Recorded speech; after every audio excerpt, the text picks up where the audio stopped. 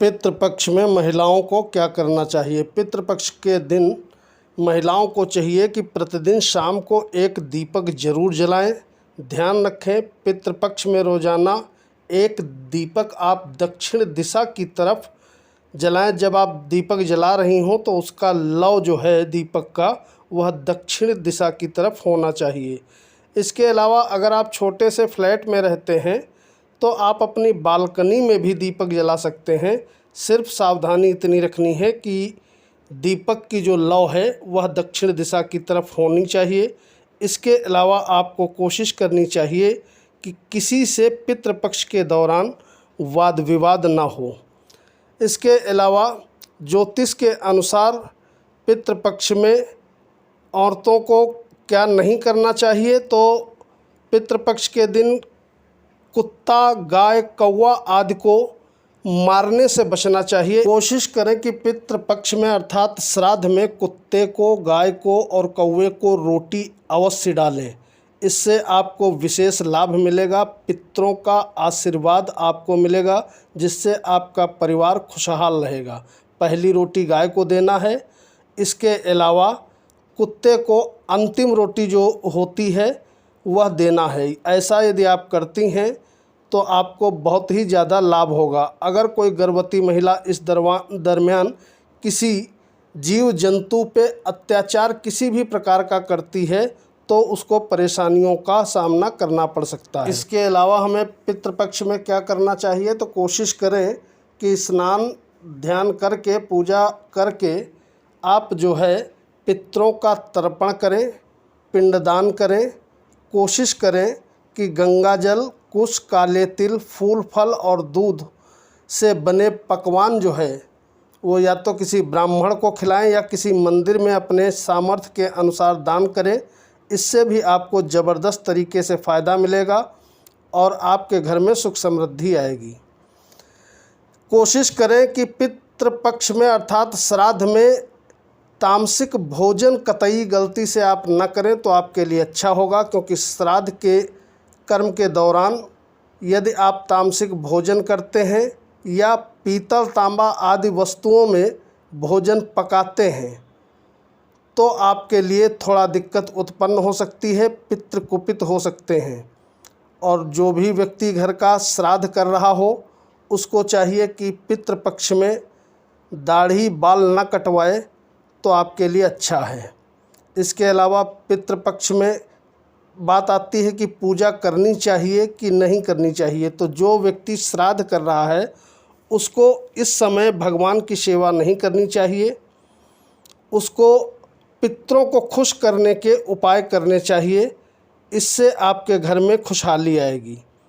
इसके अलावा एक सवाल आता है, क्या पीरियड्स में श्राद्ध कर सकते हैं? तो आपकी जानकारी के लिए मैं बता दूं कि महिलाओं को पीरियड्स के दौरान श्राद्ध करने से बचना चाहिए। इसके अलावा पितृपक्ष में कौन सा पाठ करना चाहिए, तो कोशिश करें कि पितृ गायत्री पाठ का यदि आप पाठ करते हैं या करती हैं तो इससे ज़बरदस्त तरीके से पितरों का आशीर्वाद प्राप्त होता है। इसके अलावा कोशिश करें कि पितृपक्ष के दौरान कोई नया काम न शुरू करें और न तो सोना, चांदी आदि कपड़े की खरीदारी करें। इससे भी आपको लाभ मिलता रहेगा। पितृपक्ष में क्या खाना चाहिए, तो कोशिश करें शाकाहारी भोजन आप खाएं, इससे आपको विशेष लाभ होगा। दाल, सब्जी, हरी सब्जियों का सेवन करना आपके लिए सबसे ज़्यादा फ़ायदेमंद साबित होगा। इसके अलावा क्या महिलाएं पितृ तर्पण कर सकती हैं, तो मैं आपको बता दूं, महिलाएं भी पुरुष की तरह पितरों का अपने तर्पण कर सकती हैं। अगर आपके घर में कोई बेटा नहीं है तो ऐसे में यदि आप तर्पण करती हैं तो निश्चित तौर पे आपको लाभ मिलेगा। इसके बाद पितरों को पानी कौन दे सकता है, तो या तो घर का मुखिया पितरों को जल अर्पित करे या तो फिर कोई स्त्री भी पितरों को जल दे सकती है। इसके अलावा पितरों के लिए मंत्र कौन सा बोलना चाहिए, तो जब आप पितरों को जल दे रहे हों या दे रही हों तो ऐसे में या तो आप ओम श्री सर्व पितृ देवताभ्यो नमः इस मंत्र का जप करें, और या तो एक साधारण सा मंत्र है ओम पितृभ्यो नमः, इस मंत्र का जप करें। इससे भी आपको ज़बरदस्त तरीके से लाभ होगा। घर में पितरों का स्थान हमेशा दक्षिण दिशा में होना चाहिए, इसका आप ध्यान रखें।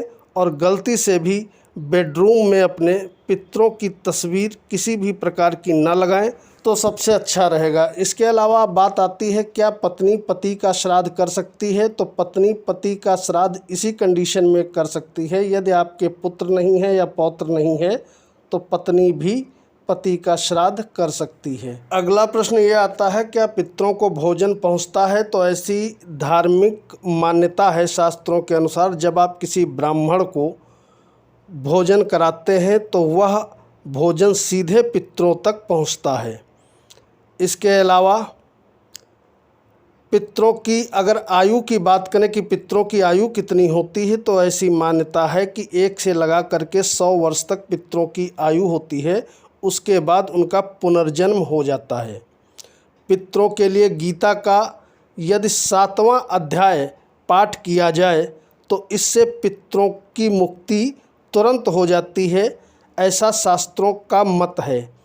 इसके अलावा घर में आप कैसे जानेंगे कि आपके पितृदोष है, तो घर में हमेशा किसी न किसी का बीमार रहना, मान सम्मान न मिल पाना, पिता से वाद विवाद होते रहना, बहुत ज़्यादा आप मेहनत करते हो उसके बाद भी सफलता नहीं मिल पाना, इस प्रकार के यदि लक्षण दिखाई पड़ रहे हैं तो मान के चलिए कि कहीं न कहीं आपके पितृ कुपित हैं, आपके घर में पितृदोष है। इसके अलावा यदि आपको सपने में पितृ दिखाई पड़ते हैं तो ऐसा मानना चाहिए कि अगर साधारण रूप से दिखाई पड़ते हैं तब तो ठीक है, किंतु यदि पितृ आपको दुखी दिखाई पड़ते हैं या रोते बिलखते दिखाई पड़ते हैं तो यह बहुत ही अशुभ संकेत है।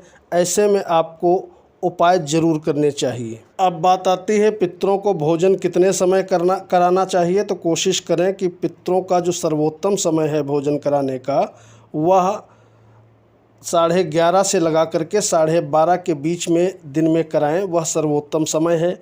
इसके अलावा पितरों के लिए अगर फूल की बात करें तो कोशिश करें कि सफ़ेद पुष्पों को आप यदि पितृदेव पर अर्पित करते हैं तो वह सर्वोत्तम रहेगा। इसके अलावा पितरों के लिए दीपक मैंने बता दिया कि यदि आप पितरों के निमित्त दीपक जलाना चाहते हैं तो कोशिश करें गाय के घी का या देसी घी का कोई भी आप दीपक जलाएं, यह सर्वोत्तम होता है। कुछ लोग पूछते हैं क्या पितरों की पूजा रोज़ करनी चाहिए, तो मैं आपकी जानकारी के लिए बता दूं कि पितरों की सर्वोत्तम पूजा होती है या तो आप श्राद्ध में करें यानी कि पितृपक्ष में करें, और या फिर प्रत्येक अमावस्या को पूजन करें, इससे आपको विशेष लाभ की प्राप्ति होगी।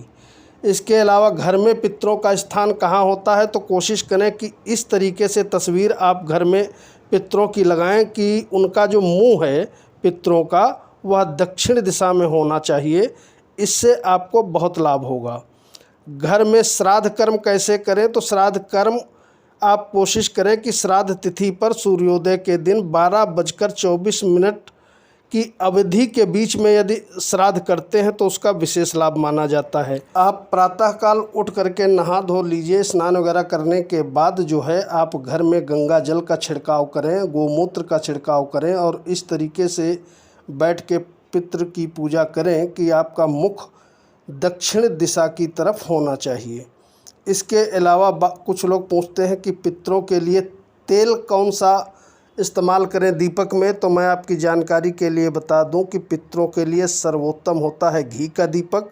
कोशिश करें कि घी के दीपक का ही आप इस्तेमाल करें तो इससे विशेष लाभ होता है। इसके अलावा आप पितरों के निमित्त पीपल वृक्ष के नीचे भी श्राद्ध में अर्थात पितृपक्ष में या अमावस्या के दिन दीपक जला सकते हैं।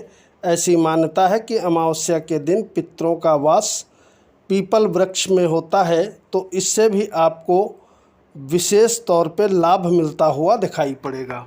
उम्मीद है यह सभी जानकारी आपके काम की रही होगी। जय पितृदेव कमेंट बॉक्स में लिखिएगा। नमस्कार।